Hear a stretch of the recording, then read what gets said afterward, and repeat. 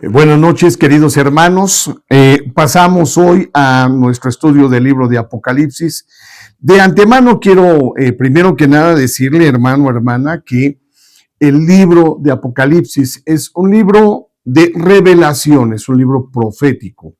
Y como es un libro de revelación, es un libro profético, por lo tanto, tiene imágenes, tiene símbolos que siempre bajo la luz de las Escrituras deben de ser interpretados, no bajo la luz del ser humano, no es bajo la luz de lo que yo me hayan contado o que yo crea que debe de ser, no, es la palabra de Dios la que a nosotros nos indica qué es el significado, en este caso, de algunas imágenes y símbolos que vemos en el libro de Apocalipsis. Y hoy en este capítulo, el capítulo número 13, hay varias cosas que son, si no difíciles de entender, por lo menos sí nos cuesta trabajo comprenderlas, porque hay mucha polémica, o más que polémica, hay muchas formas en las que se ha interpretado el libro, en esta porción del libro de Apocalipsis, que es el capítulo 13.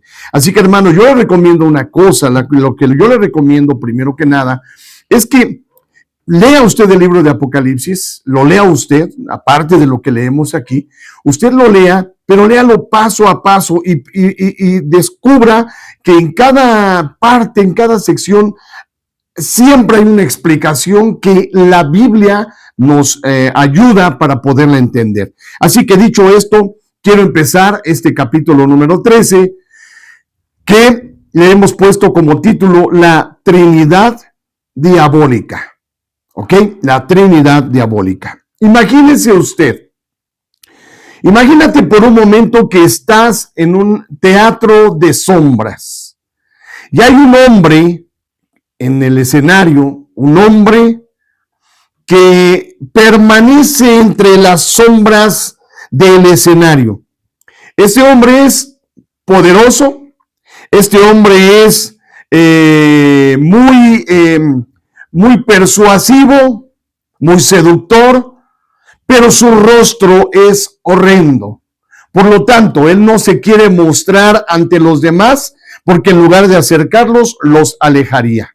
Bueno, este hombre, si se mostrara tal cual es, la gente oiría de él. Pero este hombre, entre las sombras, elige a un candidato carismático, a un candidato que le caiga bien a todos, un candidato elocuente, un candidato con ese imán hacia las personas, que hace más bien que las personas se sientan atraídos por él. Y entonces este personaje sombrío elige a este candidato carismático y lo presenta en el escenario.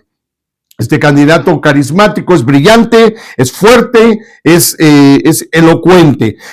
Aquel candidato, aquel hombre que está entre las sombras, se siente tranquilo porque ahora tiene a alguien que lo puede representar. Pero no solamente piensa este hombre entre las sombras en tener a este candidato, en elegir a este hombre carismático, sino que también elige a un hombre más.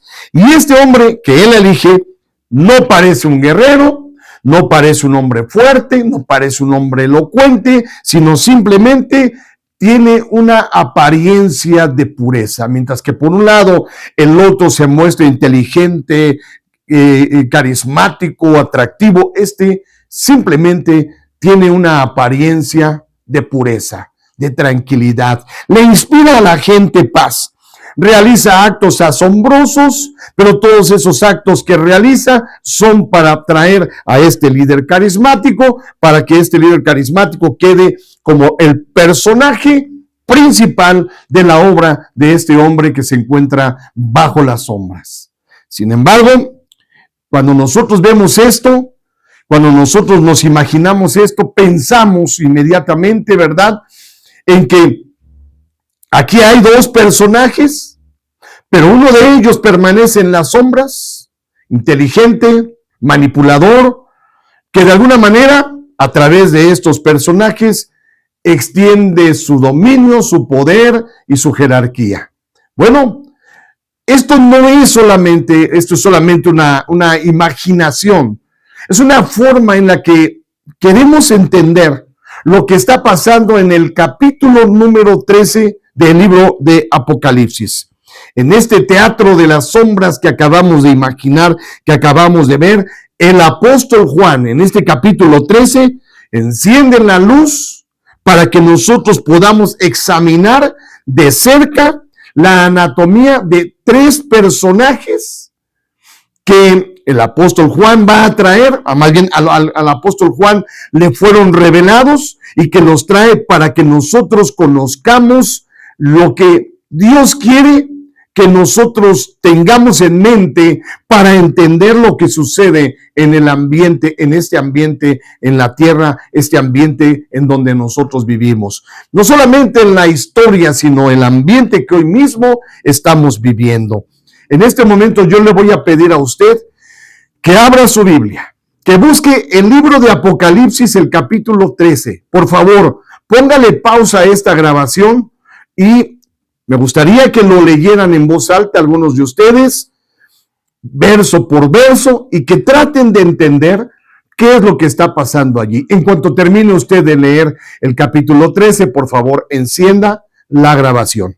Vamos a examinar tres puntos importantes para entender por qué el mundo está engañado y fascinado con muchas cosas que no te acercan a Dios, sino que más bien nos alejan o nos separan de Él. Y vamos a ver tres puntos. Aquí está el primer punto de enseñanza que vamos a aprender esta noche. Este es el primer punto.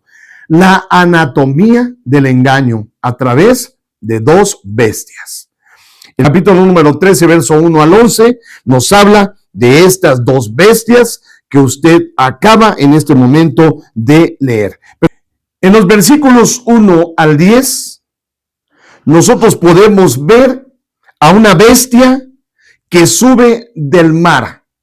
Cuando hablamos del mar, identificamos inmediatamente, gracias a textos que son muy puntuales en la Biblia, y uno de ellos es el libro de Isaías, capítulo 17, el verso número 12, y Apocalipsis capítulo 17, verso número 15. En estos dos versículos se nos indica a nosotros que esta bestia que Juan ve subir del mar, el mar representa a las naciones y a las multitudes. Así que podemos entender que la bestia no viene del cielo, la bestia no viene del infierno, la bestia sale de entre las naciones, de entre las multitudes. Este es algo importante que nosotros tenemos que mirar. Dice el texto que esta bestia tiene está amalgamada de tres animales: leopardo, oso y león. Esto nos lleva directamente al libro de Daniel, capítulo número 7. Estos tres animales que aquí aparecen no son otra cosa más que los tres reinos que se nos identifican en el libro de Daniel, aquellos reinos, ¿verdad?, que llegaron para afligir al pueblo de Israel: el reino medo-persa, el reino asirio, el imperio romano. Entonces, estos reinos, ¿verdad?, que en aquella visión que tuvo Daniel en aquel momento, ¿verdad?, que representaban esos reinos que iban a llegar para afligir al pueblo de Dios. Bueno, ahora aquí nos vienen a representar algo. Nos vienen a decir algo, que este hombre no es un hombre específico, sino es un poder, un gobierno mundial, un sistema de gobierno mundial. En otras palabras, es un sistema político que quiere controlar todo en el mundo. Esto es lo que nos está a nosotros sugiriendo, lo que el apóstol Juan está viendo. Bueno, ¿qué es lo que hereda esta bestia? ¿Qué es lo que hereda de aquella bestia que se le presenta a Daniel? Bueno, lo que heredan es la crueldad, lo que hereda es la soberbia, lo que hereda es el control. Entonces, lo que nos está diciendo aquí, basándonos en lo que la misma palabra de Dios ya ha escrito y ya nos ha dicho, lo que nos está diciendo es un sistema de gobierno político mundial que surge de entre las masas, que surge de entre las naciones. No es un hombre en sí, sino pueden ser varios hombres, varios personajes incluso históricos. No podemos nosotros definir o decir, este es ese personaje, esa bestia era Nerón, o podemos decir que era otro tipo de rey, otro tipo de gobernante. Entiéndalo en un momento más. Fíjate bien. Dice que él tuvo una herida mortal en el verso 3 que fue sanada. Bueno, aquí es muy interesante porque esta palabra que se utiliza aquí, la herida de muerte que recibe esta bestia, es la misma palabra que se utiliza para describir a Jesús como el Cordero de Dios inmolado. La palabra que se utiliza aquí es la palabra espagémenen, que significa inmolado o degollado. O sea, que esta bestia fue degollada, cruzada, recuérdelo usted, con una espada. ¿Qué significa todo esto? Bueno, significa que Satanás intenta siempre imitar todo lo que hace Dios y todo lo que hace Jesús. El Salvador, nuestro Señor Jesucristo, es adorado porque murió, es adorado porque resucitó, es adorado porque Él hizo esto para redimir a la humanidad. Bueno, Satanás, a través de este sistema, él quiere hacer lo mismo. Pero, ¿cómo es esto? O sea, ¿cómo podemos entender esto? Yo sé que para todos nosotros ahorita que estamos oyendo la lección, hay muchas cosas, hay muchas preguntas que vienen a tu mente. ¿Cómo sucede esto? O sea, ¿cómo lo podemos aterrizar o aplicar a nuestra vida o a la vida cotidiana? ¿Cómo lo podemos explicar de una manera más sencilla? Bueno, imagínate un sistema ideológico, un sistema político que ya ha sido expuesto, que ya ha sido derrotado, que ya ha sido avergonzado ante el mundo. Esto es a lo que se refiere el texto con la herida de muerte. Esos sistemas que aparentemente ya son antiguos, esos sistemas políticos que aparentemente ya fueron usados y que de alguna manera fueron avergonzados y que, ¿verdad?, mediante el engaño, mediante el uso de tecnología o propaganda, hoy vuelven a surgir. Póngase a pensar usted un poco en esos sistemas que aparentemente en el pasado ya se habían quedado allá en el olvido, ahora de pronto vuelve a surgir ese tipo de pensamiento, ese tipo de control político, ese tipo de control del sistema humano. Fíjese bien, entonces, cuando de pronto parece que la humanidad logra entrar en un estado de paz, de tranquilidad, quizás 5 años, 10 años, de pronto surge un imperio, o más bien un poder político, un sistema político que vuelve nuevamente a amenazar a la humanidad, a amenazar al pueblo de Dios. Fíjese, todo esto está enfocado de alguna manera a la destrucción del pueblo de Dios, pero también está enfocado en tratar de mantener a la humanidad distraída y enfocada en algo que no es Dios. Así que surgen quizás nuevas ideologías, pero muchas de estas ideologías solamente son renovadas, reforzadas con nuevos pensamientos, pero que no son otra cosa más que pensamientos que ya antes habían estado siendo ejercidos, que habían estado siendo puestos dentro de la historia de la humanidad. Dice aquí que esta bestia fue destruida con la espada, con una herida de espada. Bueno, y esto nos va a traer una gran explicación. Efesios capítulo 6, verso 17. Efesios 6, 17 dice, tomad el yelmo de la salvación, y también hay que tomar otra cosa, dice aquí, y la espada del Espíritu, que es la palabra de Dios.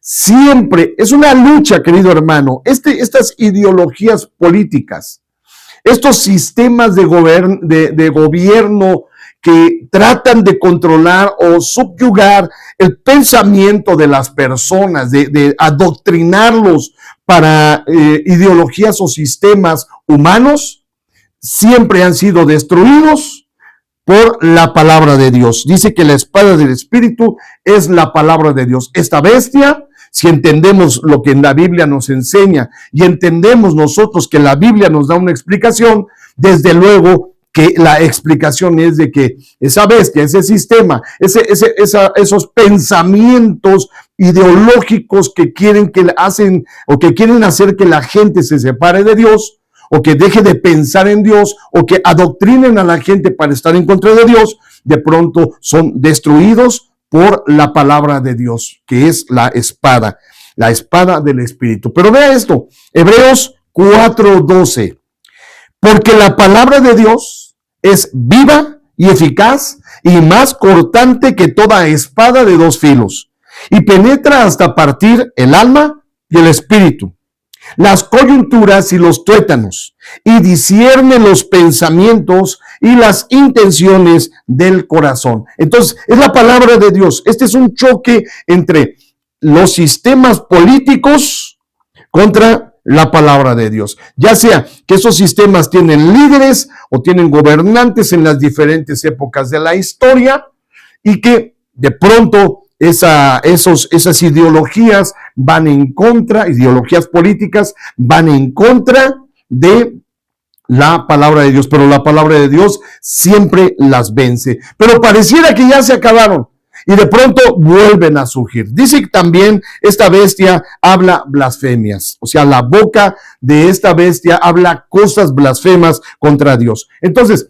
el objetivo de este sistema de gobierno, de esta bestia política, su objetivo no es solo gobernar los cuerpos, sino conquistar las almas a través de la insuficiencia humana. O sea, ¿qué quiere decir esto? Que este tipo de ideologías trata siempre de controlar a las personas y controlar también todo lo que ellos necesitan.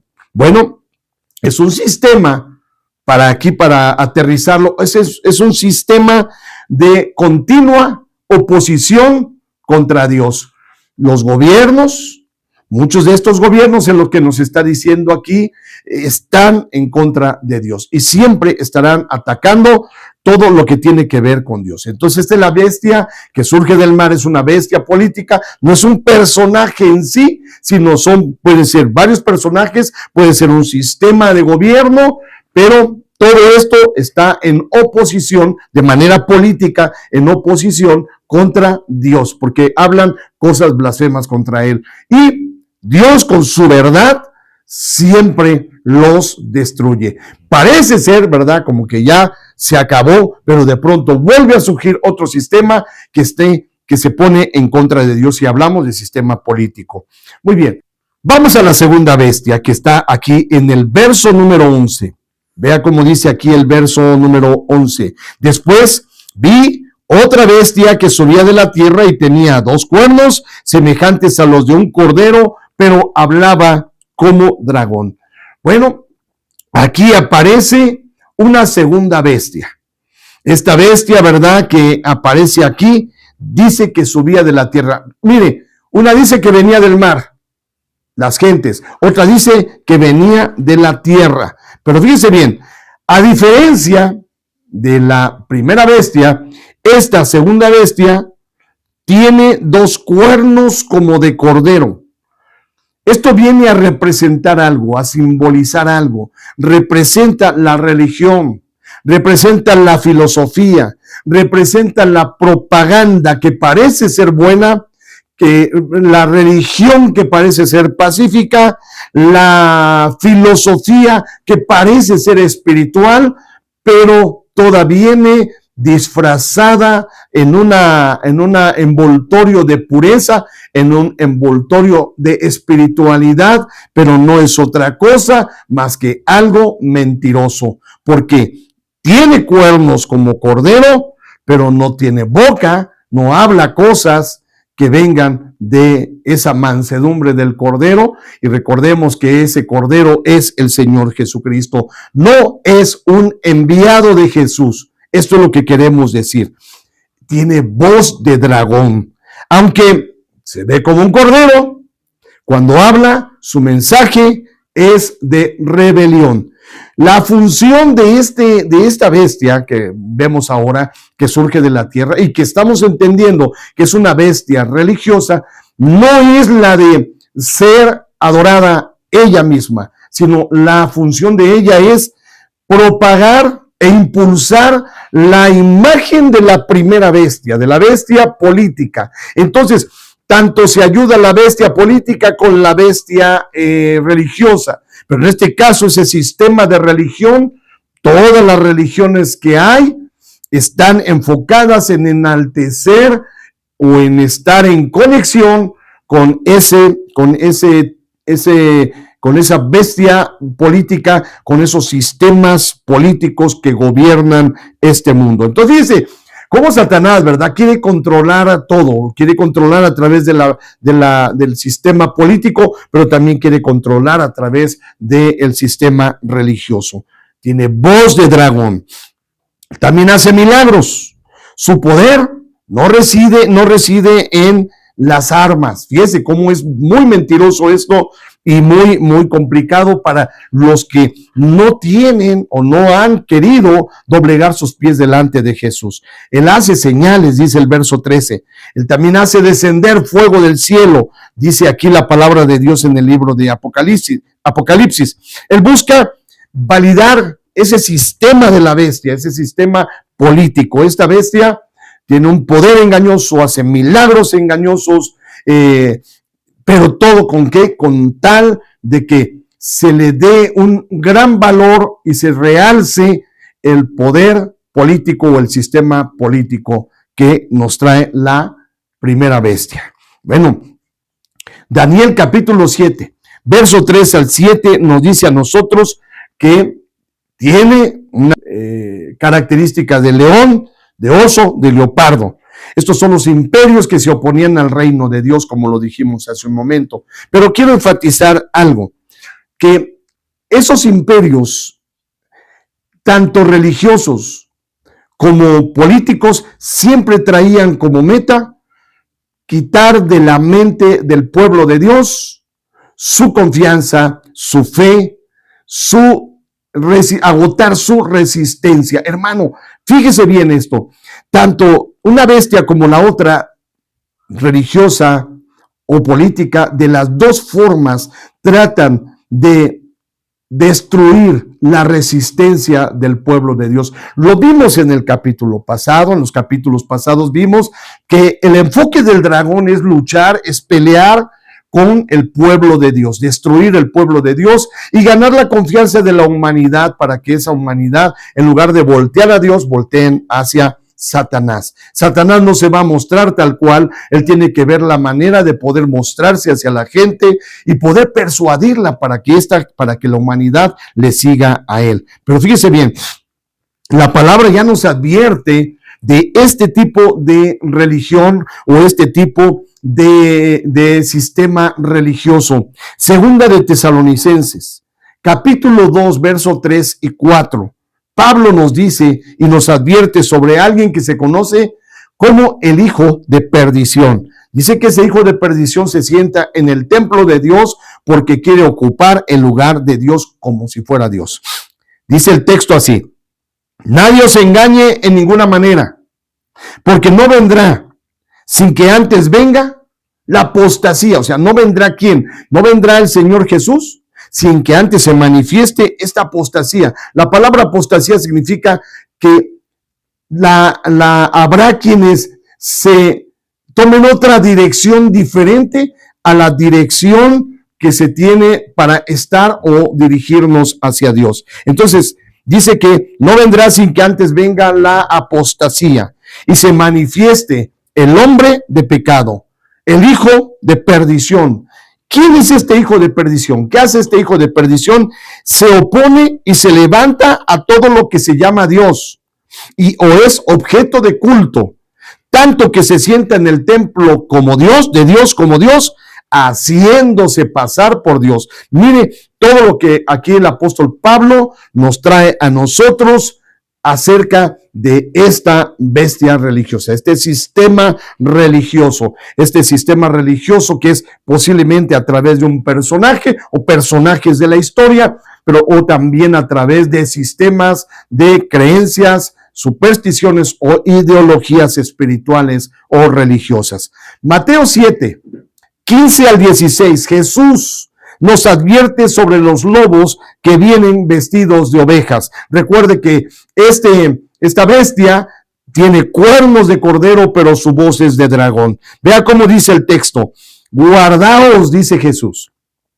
Guardaos de los falsos profetas que vienen a vosotros con vestidos de ovejas, pero por dentro son lobos rapaces. Por sus frutos los conoceréis.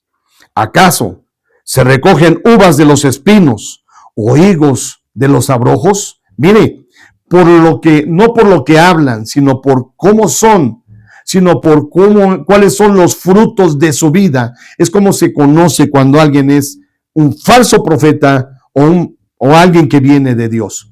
Y bueno, aquí nos está diciendo nos está haciendo énfasis de tener cuidado con esto que tiene que ver con la forma en que trabaja este sistema político o este sistema religioso que se apoyan mutuamente. Yo sé, hermano y hermana, que muchas preguntas vienen a tu mente, pero concretémoslo solamente en esta parte que estamos nosotros tratando. Yo sé, tú quisieras que yo te hablara y te describiera cada una de las características, pero en este momento el estudio no es un estudio que sea texto por texto, sino es un estudio temático. Por eso, mira, ya vimos quiénes son estas dos bestias. Notemos que la primera bestia es el sistema político, el sistema que se maneja en cada país, y por toda la historia se han manejado diversos sistemas, y que necesita el apoyo de una segunda bestia, la ideología. Piénsale, por favor, hermano, que esto tenga sentido para ti, para que tú entiendas cómo se maneja Satanás en este mundo. Satanás no se muestra tal cual es, pero lo hace a través de la bestia que viene, la bestia política y la bestia religiosa. Una para meterte en un sistema y controlarte allí, y la otra para traer una ideología a través de la cual tu voluntad sea controlada. Entonces, es la forma en la que funciona estas dos bestias. El diablo sabe, querido hermano, que para controlar tus manos primero tiene que controlar tu voluntad, y para poder controlar tu voluntad necesita tener un control, que estés dentro de un sistema en el que tú no te puedas mover, en el que tú no puedas pensar, pero también tiene que controlar tus ideas, porque nosotros somos una respuesta y un modo de vida de acuerdo a nuestras ideas. Eso que pensamos, eso es lo que nosotros somos. Por eso dice la palabra de Dios: y conoceréis la verdad, y la verdad os hará libres. Es la verdad bíblica la que nos ayuda a nosotros a romper con estos dos sistemas. Pero bien, vamos a conocer nuestro segundo punto. Satanás no es creativo, hermano. Satanás no es creador, Satanás es un plagiador. Él roba. Dice la palabra de Dios, el Señor Jesucristo dice que Satanás vino a robar. No viene a construir, él viene a robar. Él sabe que el ser humano fue diseñado para adorar la Santa Trinidad, al Padre, al Hijo y al Espíritu Santo. Sabe que así nosotros fuimos diseñados. Así que él fabrica su propia Trinidad, una Trinidad diabólica, para toda esa adoración que merece nuestro Padre, el Hijo y el Espíritu Santo. Toda esa adoración, en lugar de fluir hacia Dios, fluya hacia Él. Él quiere ser adorado, Él quiere ser servido. Aunque sabe que su tiempo es corto, Él quiere destruir a la humanidad y a todo lo que se pueda para que no se acerque a Dios. Esto es algo en lo que tenemos que reflexionar, mi hermano y mi hermana. Pero fíjate bien, vamos a este punto número 2. Aquí es donde tenemos que entender, ¿verdad?, esta Trinidad, verla un poquito más de cerca. La falsificación, punto número 2, la falsificación del reino. Así como Dios tiene o escogió un pueblo y trajo su reino para ese pueblo, el reino de Dios, Satanás también tiene su propio reino. Un reino de maldad que se mueve por medio de esta Trinidad satánica. ¿Ha visitado alguna vez la casa de los espejos? Si usted ha visitado alguna vez la casa de los espejos, usted se va a reír mucho. Porque en la casa de los espejos nos podemos ver chaparros, nos podemos ver gordos, pero de manera jocosa. Nos podemos ver chaparritos, nos podemos ver gordos, nos podemos ver altos, nos podemos ver delgados, nos podemos ver con una cabeza enorme, no lo sé. Distorsiones de nuestra imagen que nosotros podemos ver en esos espejos. Bueno, Satanás sabe que, más bien, trata de traer una distorsión de la realidad de Dios a nuestra vida. Así como en esos espejos nuestra imagen no corresponde a lo que estamos viendo en el espejo, así también lo que Satanás nos muestra a nosotros está distorsionado y no corresponde a la imagen verdadera, correcta, perfecta de nuestro divino Dios. Así que, hermanos, aquí vamos a conocer tres cosas. Aquellos tres que forman parte de la Trinidad diabólica, de la Trinidad que Satanás ha traído a la humanidad. Primero que nada, el dragón. El dragón escarlata lo vimos la semana pasada en la clase anterior y ahora vemos nuevamente a este dragón. Este dragón ya sabemos que es Satanás. Pero fíjese bien, verso 2 al 4. La bestia que vi era semejante a un leopardo y sus pies como de oso, y su boca como boca de león. Ya esto lo aprendimos de la bestia que aparece allá en el libro de Daniel. Y el dragón, Satanás, ¿verdad?, le dio su poder y su trono y grande autoridad. ¿A quién? A esta bestia. Y adoraron al dragón que había dado autoridad a la bestia, y adoraron a la bestia diciendo, ¿quién como la bestia? ¿Y quién podrá luchar contra ella? Leí verso 2 y verso número 4. Bueno, Satanás es la parodia del Padre. Él intenta parecerse a nuestro divino Dios. Así como el Padre le dio todo juicio a su Hijo, nuestro Señor Jesucristo, así también el dragón le dio poder y le dio trono y le dio autoridad a esta primera bestia, la bestia que sale del mar, la bestia política. Fíjese bien que dice Juan 5:22 al 23. Juan 5:22 al 23 nos enfatizan algo muy importante para traer convicción a nuestro corazón. Fíjese bien cómo dice, porque el Padre a nadie juzga, sino que todo el juicio se lo dio al Hijo, para que todos honren al Hijo como honran al Padre. El que no honra al Hijo no honra al Padre que le envió. Nuestro Señor nos está diciendo lo siguiente, que Dios le dio toda la autoridad y le dio toda la honra a su Hijo Jesucristo. El Señor Jesucristo, por los méritos hechos en la cruz, ha ganado esa honra que Dios le ha dado a su Hijo.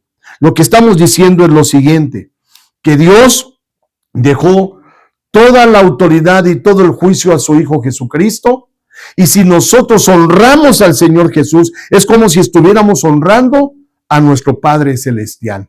Satanás quiere ser adorado a través de esta bestia, la bestia que sale del mar. Así que, hermanos, el dragón busca ser una fuente invisible de autoridad. Él exige la adoración que se le da a Dios. Él exige esa adoración por medio de un sistema político a través del cual él se siente honrado y se siente muy contento. Pero mire lo que dice 2 Corintios capítulo 4, verso 3 al 4. Le pido por favor que usted por allí anote. 2 Corintios 4, 3 al 4. Pero sí, nuestro evangelio está aún encubierto, entre los que se pierden está encubierto, en los cuales el Dios de este siglo, Satanás, ¿verdad?, cegó el entendimiento de los incrédulos para que no les resplandezca la luz del evangelio de la gloria de Cristo, el cual es la imagen de Dios. Jesús es la imagen de nuestro Dios y Jesús debe de ser adorado como nuestro Dios, porque el Señor Jesucristo ganó esto con el mérito de su sangre derramada en la cruz. Jesús es Dios y como Dios vino a la tierra, se encarnó, murió en la cruz, resucitó.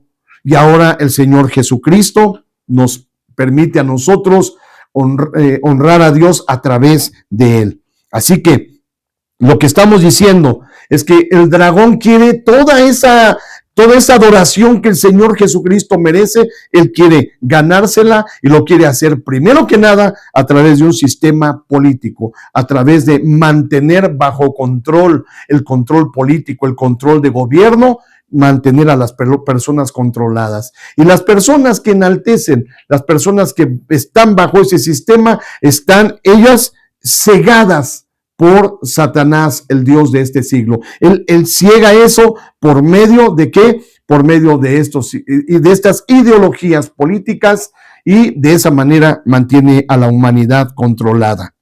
Bueno, entonces ya vimos a nosotros a Satanás. Ahora vamos a hablar de la bestia.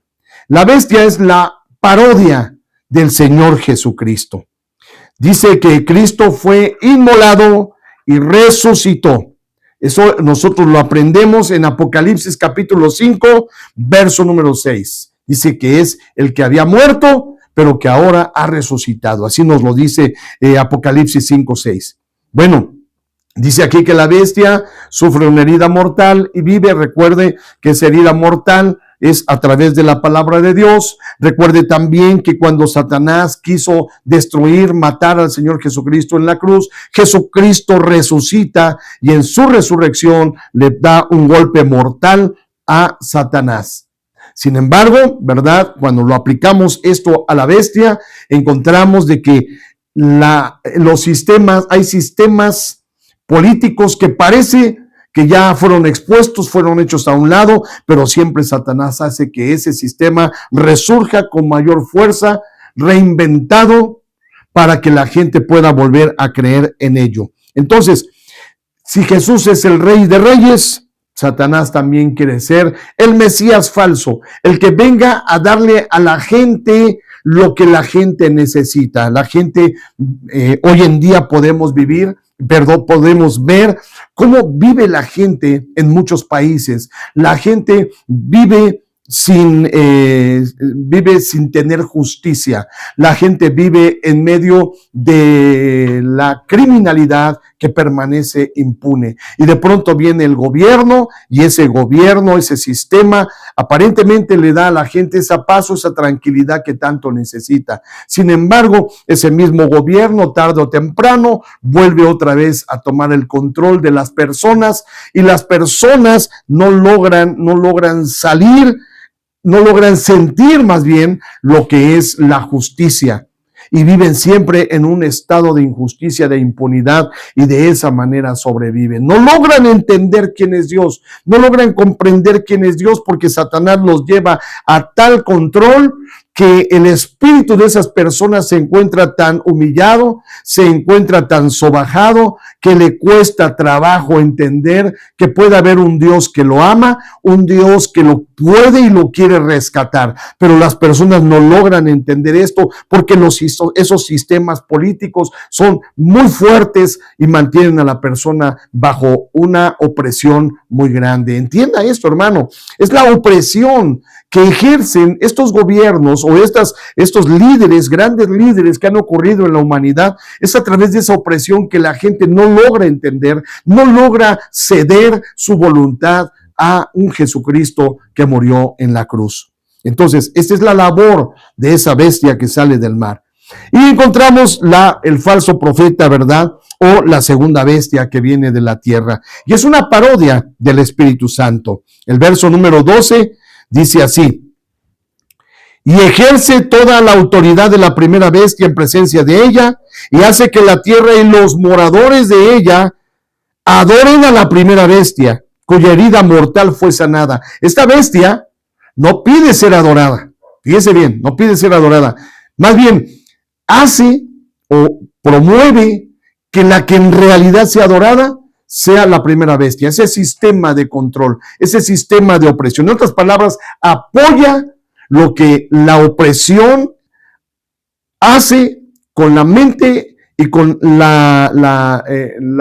los cuerpos de las personas en las diferentes épocas de la historia de la humanidad. Verso 14 dice que engaña a los moradores de la tierra con las señales que se le ha permitido hacer en presencia de la bestia, mandando a los moradores de la tierra que hagan imagen a la bestia que tiene la herida de espada y vivió.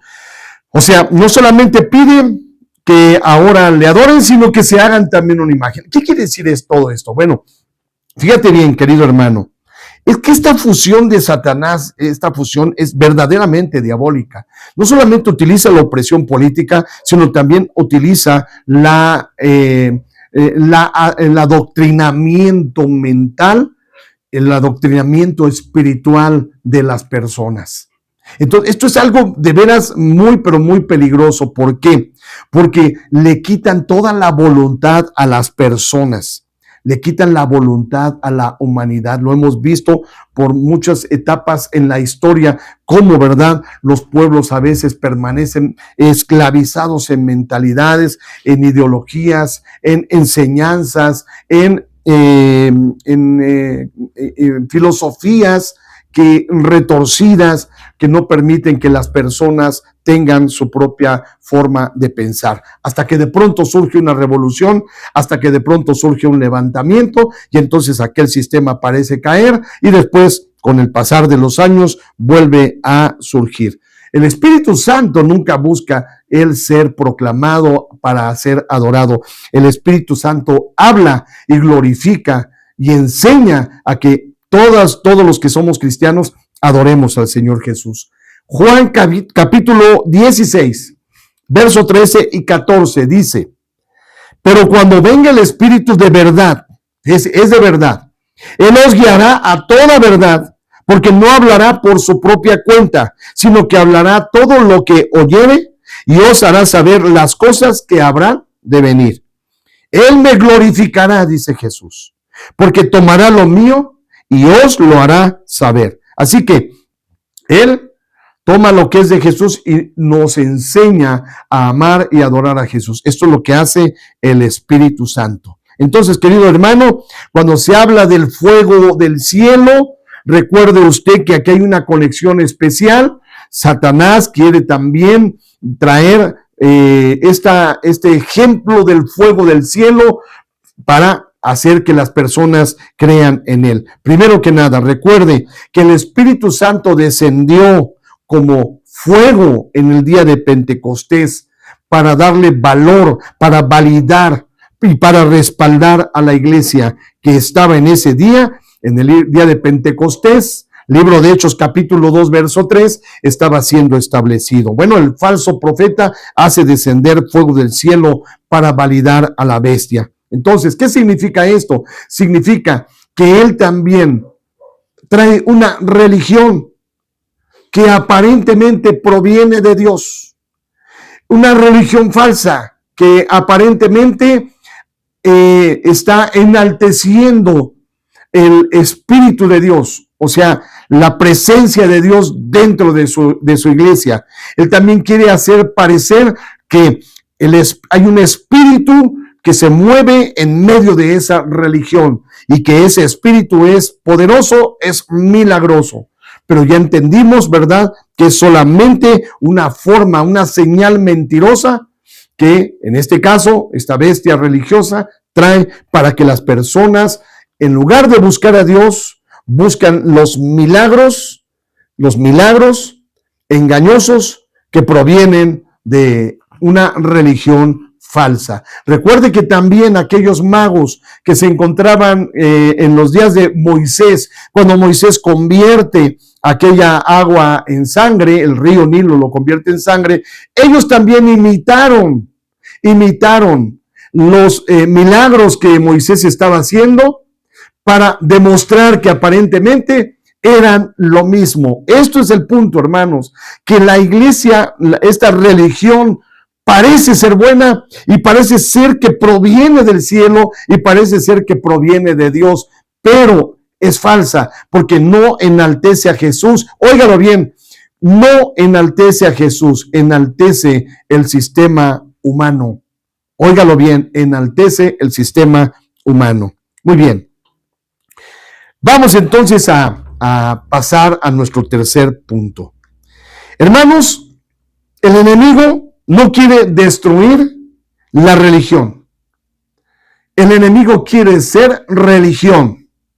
Él ha montado una estructura que se parece tanto a la verdad que si nosotros no conocemos quién es el Padre, quién es el Hijo y quién es el Espíritu Santo, podríamos terminar admirando una copia que no tiene vida eterna. Terminaríamos adorando algo que es falso. Mateo 24, yo quiero que usted guarde este texto y que lo lea más tarde, porque ahora cuando leemos esto entendemos que la estructura que trae Satanás es una estructura de imperfección.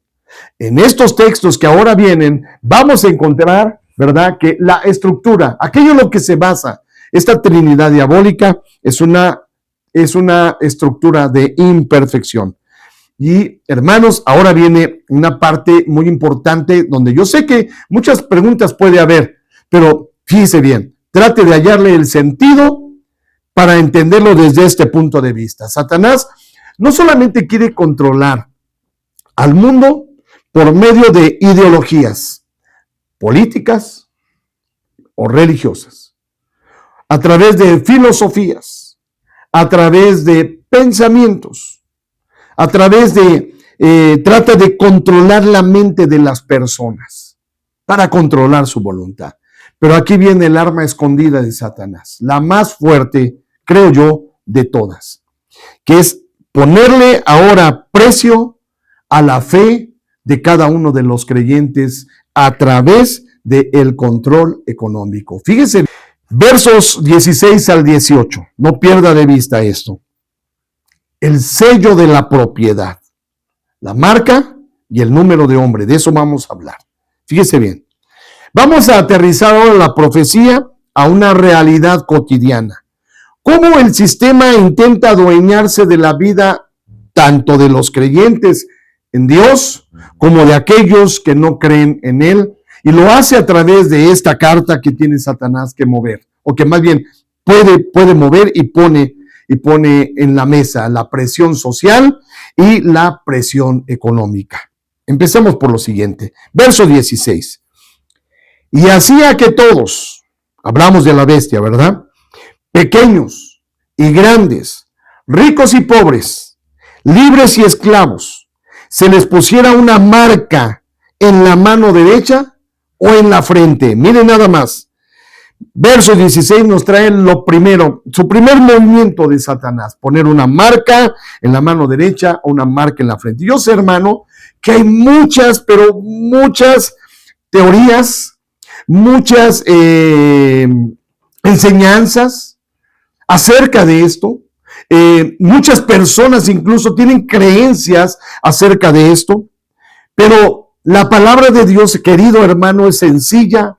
La palabra de Dios no es rebuscada, la palabra de Dios es muy directa. Y yo le voy a pedir que en este momento usted le ponga mucha atención a lo que la palabra de Dios tiene que decir sobre esto. Primero que nada, el falso profeta, o sea, este profeta que viene, esta bestia que viene de la tierra, que es una bestia religiosa, como decíamos hace un momento, él no pide la adoración por él, sino exige que sea adorada la bestia, pero ahora exige que todos aquellos que crean en ella, que la busquen a ella, o sea, esta bestia, tienen que tener una marca visible de pertenencia. O sea, tienen que pertenecerle a él. Mira lo que dice la palabra de Dios en el libro de Romanos capítulo 12, verso 2. Vamos primero al significado espiritual de esto. Dice: No os conforméis a este siglo. Recuerda lo que está diciendo el texto. Exige que se le ponga una marca en la mano derecha o en la frente, tanto a grandes, pequeños, pobres y ricos. Esto quiere decir que esta marca no es para pobres, esta marca no es para ricos, esta marca no es para intelectuales, esta marca no es para aquellos que no son tan inteligentes. Esta marca es para todos, indiscutiblemente. No hay nadie que se salve de no buscar tener esta marca. Esta bestia quiere que todos los que le pertenecen tengan esta marca. Por eso dice aquí, no os conforméis a este siglo. Este siglo quiere que usted se conforme a las modas, a los pensamientos, a las ideologías, a las nuevas estrategias para poder hacer que las personas puedan vivir y conquistar esta tierra, este mundo, las formas diferentes en que las personas alcanzan el éxito, los valores que no son espirituales y los valores que no son morales. Dice aquí el apóstol Pablo, no te conformes a ellos, sino transformaos por medio de la renovación de vuestro entendimiento para que comprobéis cuál sea la buena voluntad de Dios, agradable y perfecta. Dice aquí, ¿verdad?, que la bestia pide que sea una marca en la mano o en la frente. Y la frente, queridos hermanos, representa la parte de nuestro intelecto y la parte de nuestra voluntad. Es lo que tú crees, es lo que tú tienes como ideas, es lo que tú haces, son tus convicciones que hacen que tú tengas tu fuerza de voluntad, que hace que tú digas, esto es lo que yo soy, porque esto es lo que yo pienso, esto es lo que yo soy, porque esto es lo que yo creo. Y dice Dios que no te conformes a lo que tú piensas o crees, porque mucho de lo que tú piensas y crees está conformado de acuerdo a lo que en este mundo se piensa o se cree o se exige que tú pienses o se exige que tú tengas que creer o te estén obligando a que tú creas, a que tú pienses. Es interesante cómo la palabra de Dios dice, tienes que renovar, tienes que cambiar ese sistema de ideas, ese sistema de pensamientos, esas filosofías las tienes que cambiar para que entonces tú compruebes que Dios es bueno, que las cosas que Dios tiene para ti son agradables, que las cosas que Dios tiene para ti son perfectas. Ahora, la mano derecha, uno es en la frente o en la mano derecha. La mano, en este caso derecha, ¿verdad? Lo pone como si todos fuéramos diestros y no hubiera personas que manejan la izquierda, pero esa es la idea. La mano que tú más usas. Representan la acción y el trabajo. O sea, lo que tú produces y cómo te ganas la vida. Eso es lo que representa. Eclesiastés 9:10 dice lo siguiente. Eclesiastés 9:10 dice, todo lo que te viniere a la mano para hacer, hazlo según tus fuerzas, porque en el Seol, o sea, cuando mueras, a donde vas, no hay obra, ni trabajo, ni ciencia, ni sabiduría. O sea, todo lo que nosotros hacemos en esta vida para producir, para ganarnos la vida, para realizar, para el servicio que le damos a las personas, todo eso, hagámoslo, está diciendo, hagámoslo. Entonces, ¿qué quiere decir con esto? Bueno, que la bestia quiere que todo lo que hagas, todo lo que produzcas, todo le pertenezca a la bestia, que sea dirigido por ella, dirigida en tu mente y dirigida en tu fuerza. En otras palabras, que tú digas, yo voy a producir, yo voy a trabajar, yo voy a hacer, ¿sí? O sea,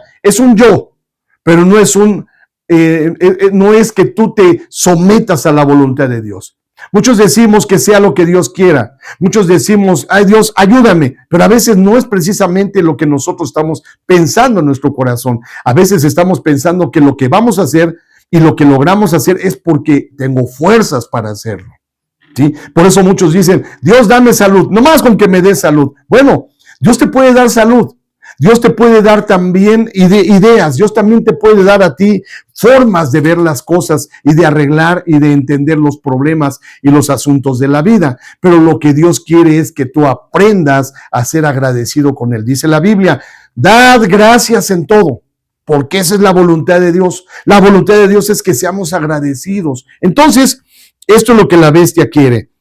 Entonces aquí encontramos un contraste bíblico muy importante. Mira lo que dice, este es un texto muy importante. Deuteronomio capítulo 6, verso 8 dice, hablando de la ley, y las atarás como una señal en tu mano y estarán como frontales entre tus ojos, en tu mano y en tu frente. Es lo que está diciendo el texto. La ley de Dios tienes que ponerla, atarla a tu mano y ponerla en tu frente. Los fariseos en la época del Señor Jesús lo entendían de manera literal. Se ataban pedazos de la ley en la frente, se ataban en sus manos, ponían como pulseras pedazos de tela con porciones de la ley mosaica y pensaban que eso era cumplir lo que el libro de Deuteronomio estaba diciendo. Pero déjame decirte algo, Dios le ordena esto al pueblo de Israel, que sus mandamientos sean una señal en su mano y en la frente. Pero el enemigo aquí, lo que estamos leyendo aquí en el libro de Apocalipsis, es que el enemigo quiere sustituir la ley de Dios por la ley de su sistema, el sistema político y el sistema religioso. Entonces, mientras Dios nos sella con un espíritu para libertad, Satanás sella para un espíritu de esclavitud. Mira lo que dice Efesios capítulo número 1, verso 13 y 14.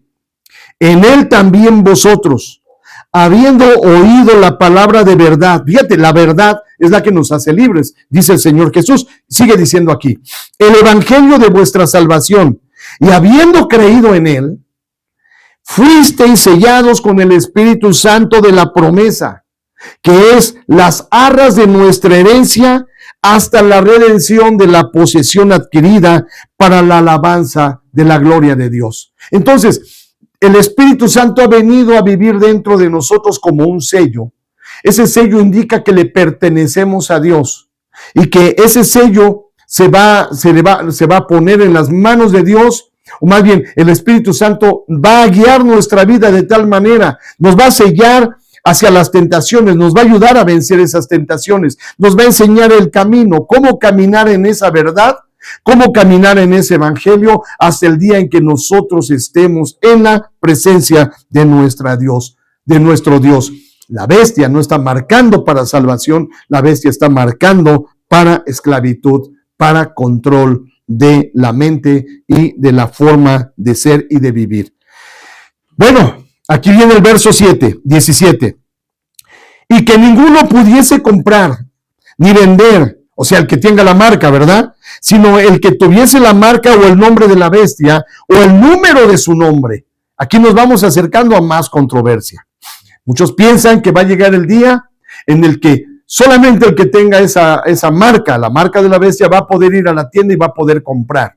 Va a poder ir a un supermercado y solamente los que tengan la marca de esa bestia van a poder comprar. Bueno, eso es una forma en que muchas personas lo han querido entender, pero no, lo que está diciendo aquí es que el objetivo es asfixiar la fe, escuche bien, asfixiar la fe a través del hambre, a través de las necesidades y a través de la exclusión social. Mire, esto tiene sentido, por algo Jesús dijo en Mateo 6, 31 al 33, no os afanéis, pues, diciendo, ¿qué comeremos? ¿O qué beberemos? ¿O qué vestiremos? Porque los gentiles buscan todas estas cosas, pero vuestro Padre Celestial sabe que tenéis necesidad de todas estas cosas. Mas buscad primeramente el reino de Dios y su justicia, y todas estas cosas serán añadidas. Jesús nos dice, busca. ¿Qué es lo primero que el cristiano tiene que buscar? Buscar a Dios y su justicia. Pero cómo a veces Satanás ejerce una presión sobre los cristianos y sobre muchas personas a través de la cuestión económica, a través del trabajo, a través de la necesidad de tener dinero para sacar adelante problemas económicos de alimento. Pero Jesús dijo, ¿acaso no sabéis que vuestro Padre ya conoce eso y que sabe que de eso tenéis necesidad?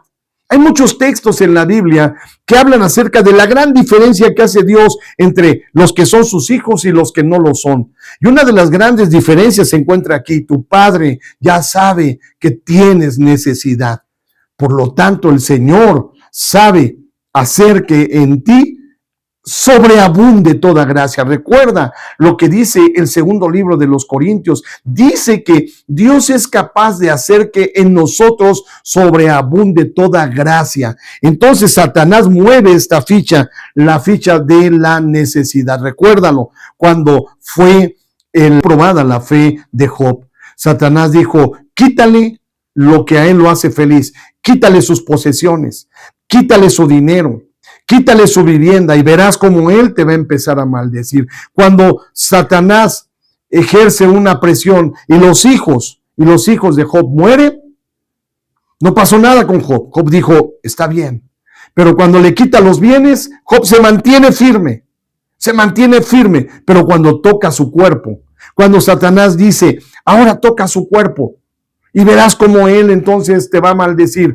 Cuando toca su cuerpo, aún ahí Job nos da el ejemplo de que se mantiene firme. Pero mira las diferentes formas en las que Satanás ejerce presión sobre la gente y sobre la humanidad. Esto es algo muy importante que nosotros tenemos que entender. Esta no es una cuestión que va a ocurrir en los tiempos finales, sino aún desde el mismo tiempo en el que la iglesia estaba iniciando hasta nuestros días, siempre Satanás ha ejercido una presión a través de nuestras necesidades fisiológicas. Nosotros tenemos que seguir lo que la palabra de Dios nos dice. Confiar en Dios, confiar en lo que Dios es capaz de hacer por nosotros. El Salmo capítulo 37, verso 25 dice: joven fui y he envejecido, y no he visto justo desamparado, ni su descendencia que mendigue pan. Dios conoce nuestras necesidades. Sí, hermano, algunas veces nosotros nos vemos muy presionados en nuestra vida material, muy presionados en nuestra salud, muy presionados por el trabajo, la escasez, incluso la abundancia de trabajo. Nos sentimos presionados en esta vida con esa carta que Satanás mueve, pero Dios nos dice a nosotros que nos mantengamos firmes. Aquí viene una parte importante, medular para esta lección. Verso 18 dice: aquí hay sabiduría. El que tiene entendimiento cuente el número de la bestia, pues es número de hombre, y su número es 666. Fíjese, interesante lo que ahorita vamos a entender. Muchas cosas se han hablado sobre el 666, ¿verdad? Que este número, ¿verdad?, es el número de la bestia, que es el número con el que tienen las personas que estar sellados para poder comprar, pero ya vimos hace un momento a qué se refiere con esto del poder comprar, del poder asistir a buscar lugares donde nos den provisión. Ya lo acabamos de entender, pero ahora tenemos que entender el 666. Primero que nada, el sistema impone como condición que nadie puede comprar ni vender, sino solamente el que tuviese la marca de la bestia. Juan nos llama a nosotros a tener sabiduría, nos dice: miren, solamente tienen que entender bien que este número es un número de hombre.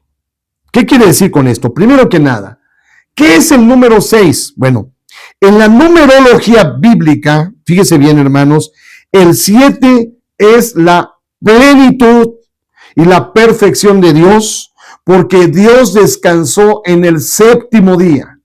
Y ese séptimo día es la plenitud. Ese séptimo día es la perfección de Dios. El número 7, por lo tanto, es el número perfecto. El número 6 es el número de hombre. ¿Por qué? Porque el día 6 o el sexto día, el hombre fue creado. Por eso es un número de hombre. Fíjense qué interesante. Esto es muy sencillo. ¿Por qué 3 veces? 666. Bueno, porque el hombre siempre está tratando de alcanzar la perfección, impulsado y tentado por Satanás, El hombre siempre está impulsado, está deseando alcanzar la perfección de Dios. Por eso Satanás impulsa al hombre para que el hombre desconfíe de Dios, para que el hombre no cree en Dios, para que el hombre se separe de Dios, para que el hombre vea que la palabra de Dios no es firme. Así es como engañó a Eva, así es como engañó a Adán. Entonces, ¿qué significa esto? Que el número 666 es un número imperfecto porque por más que lo intente, por más que lo desee, por más que trate, el hombre siempre va a estar fallando miserablemente delante de la presencia de Dios, porque no podrá nunca ser perfecto. Por lo tanto, que no es perfecto, el hombre tiene que tener la sabiduría, entender que el único perfecto es Jesús y que el hombre necesita un Salvador perfecto, el Señor Jesucristo. ¿Veis? Porque es 3 veces imperfecto: el dragón, la bestia del mar, la bestia de la tierra. Por otro lado, nuestro Padre es perfecto, el Hijo es perfecto y el Espíritu Santo es perfecto. Así que este número 666 representa un sistema, hermano y hermana, puramente humano, un sistema carnal, un sistema terrenal que solamente intenta ocupar el lugar de Dios. El hombre se ha enaltecido, esto es puro humanismo, el hombre se ha enaltecido de tal manera que quiere poner a Dios a un lado y él ponerse en ese lugar. Y a través de eso, Satanás es adorado, a través de eso que el hombre busca, que el hombre quiere hacer. Entonces, esta es la exaltación máxima del hombre que quiere estar sin Dios, de un hombre no arrepentido, de un hombre que se siente más poderoso que Dios, se siente más poderoso que todo sistema que Dios, más bien, toda forma que Dios haya establecido para darle al hombre satisfacción, bendición y cuidado aquí en la tierra, y también darle un lugar y una posesión en el cielo. Pero el hombre no quiere eso, el hombre lo rechaza, impulsado por Satanás, lo rechaza, porque el hombre es oprimido por un sistema político, es adoctrinado por un sistema religioso, y entonces el hombre, en lugar de pensar y de aceptar a Cristo y de buscar a Cristo en su corazón y convertirse en hijo de Dios, el hombre rechaza a Dios porque está muy severamente, muy oprimido y muy adoctrinado por Satanás. La gran esperanza, ¿verdad?, de todo esto es que ese número de hombre nos revela algo. Al ser un número 666, número de hombre, nos dice a nosotros que el poder, que el sistema y que todo lo que revela ese número 666 es limitado y es temporal, no es perfecto, es temporal. No importa cuántas señales haga Satanás, no importa cuánta doctrina traiga Satanás, no importa cuánta falsa doctrina traiga Satanás, no importa cuántos imperios o cuántos dictadores traiga Satanás a esta tierra. El número de Jesucristo, el número del Cordero, va a prevalecer hasta el final. Mire, este capítulo termina con el número imperfecto, pero ahora vea lo que nos espera en la próxima lección. Apocalipsis capítulo 14, verso 1 dice lo siguiente: y después miré, y he aquí el Cordero estaba en pie sobre el monte de Sión, y con él 144,000 que tenían el nombre de él y el de su Padre escrito en sus frentes. ¡Qué maravilla!